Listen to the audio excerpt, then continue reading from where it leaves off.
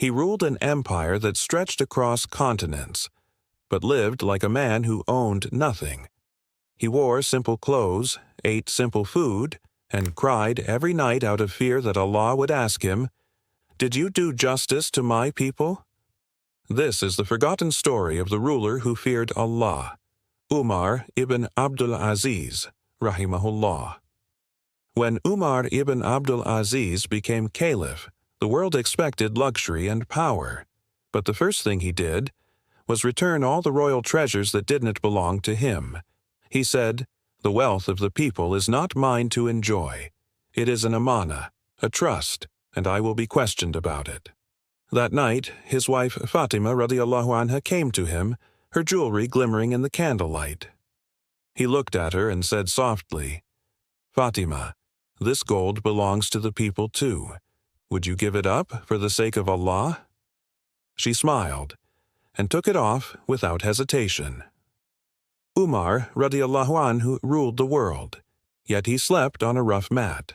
He ate bread dipped in oil and said, "How can I enjoy myself when there are hungry people in my land?" Every night, when everyone else slept, he would stand before Allah and weep, saying, "O Allah, if even one soul under my rule sleeps hungry, how will I face you on the day of judgment?" His servant once found him crying until his beard was soaked. When asked why, he said, "I remembered the orphan, the widow, and the traveler, and feared that Allah would ask me about them." Under his leadership, something miraculous happened. The people became so honest that there was no one left to accept charity. The treasury overflowed. So Umar ordered the money to be used to free slaves and help the poor of other lands. Farmers, merchants, soldiers, everyone spoke of one thing: our leader fears Allah more than anyone. Even his enemies admired him, saying, "We have never seen a ruler who rules himself before ruling others." But soon his body grew weak. Years of fasting, sleepless nights, and stress took their toll. When he fell sick, doctors were called, but he refused expensive treatment.